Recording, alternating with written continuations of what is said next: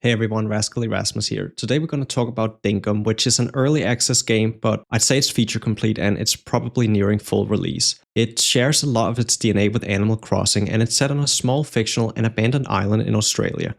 I played Dinkum for roughly 80 hours with my girlfriend and we had a lot of fun. At its essence, the goal of Dinkum is to create a small settlement and repopulate the island. And you can kind of do this in any way you choose. Dinkum is in many ways kind of a sandbox game. As for the core gameplay loop, you start out Dinkum with just you and one other villager called Fletch. She is kind of the mayor of the town, if you will.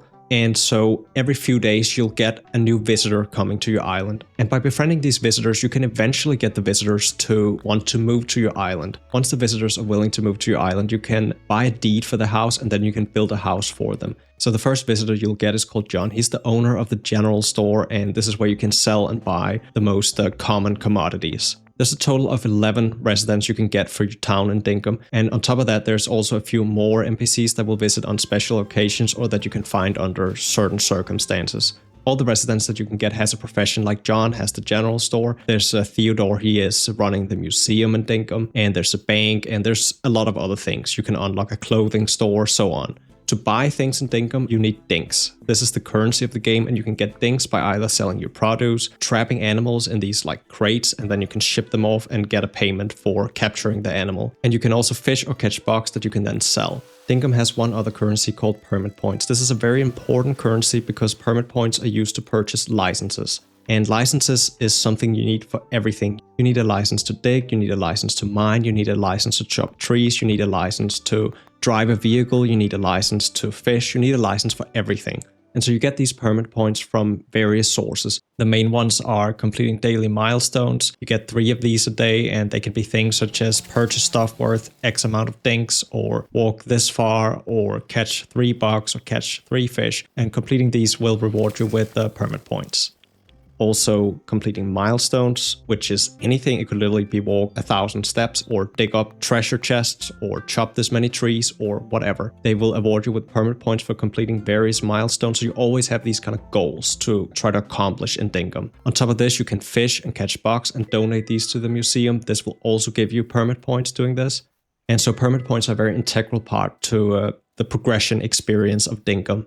On top of that, it should be mentioned that all the shops in Dinkum, they rotate their stock, so it's relevant to go in every day and see, oh, what clothes are they selling today? What can I get today? Is there something exciting for me to acquire?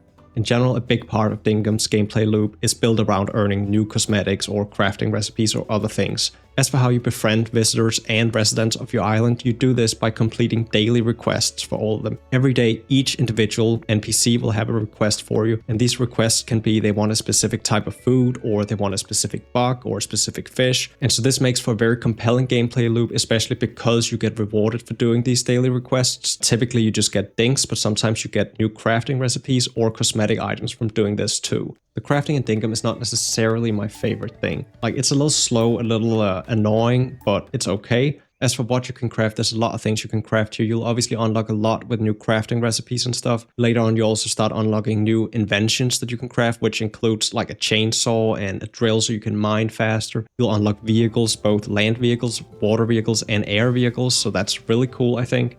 You can also unlock a metal detector once you have the license again, so you can actually go metal detecting and dig up treasure. You need a lot of the spare parts from treasure to build a lot of the inventions. Aside from that, it should be mentioned that weapons and tools in Dinkum do have durability, and the durability is not very good. And if you use it up, the tool will break and like completely disappear. But if you stop using it before it breaks, you'll unlock repair kits later in the game that can repair a bunch of tools at once. So repairs aren't a big issue, even though I'm not a huge fan of durability systems. It's pretty lenient in Dinkum, just be careful you don't break your stuff. Aside from that, a big part of Dinkum is really just decorating your town, your farm. I personally really enjoyed the decorating process of building our town and making little roads. It just made it feel like it was our town, and I thought that was a really nice concept. Lastly, we should probably also talk about the mines and combat. The mines is the main place in Dinkum where combat takes place.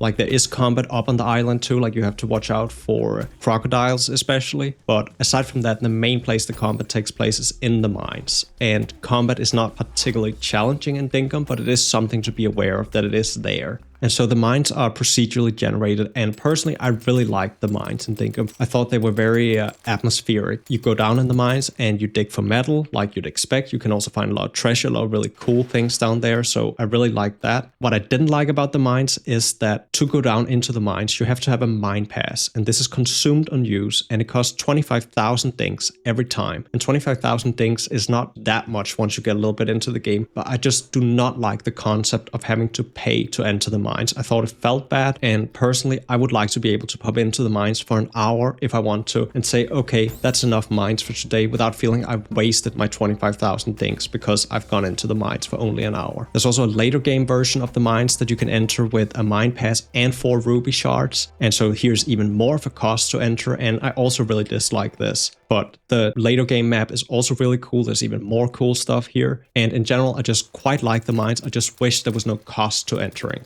On top of the mines and the undergrowth, which is the later game version of the mines, there's also another map you can go to late in the game, but here you can only go on Sundays, and it also comes with a hefty cost going here. I won't spoil what it is as it's tied to the progression of the town, but again, I don't think it feels good that you're limited in how often you can go, and it comes with a big cost. As for the co-op in Dinkum, it worked really well. Just be aware that there are certain things only the host can do. This is mostly just in terms of putting down houses for villagers and stuff, that only the host is allowed to do this because it's your island and not the other player, which is technically a guest on your island. But the game can be played fully in co-op. There's also the caveat that for stuff like going to the mines, you have to do it together. You can't have one person going to the mines while the other person stays back and tend the farm. So that's a little bit of a downside.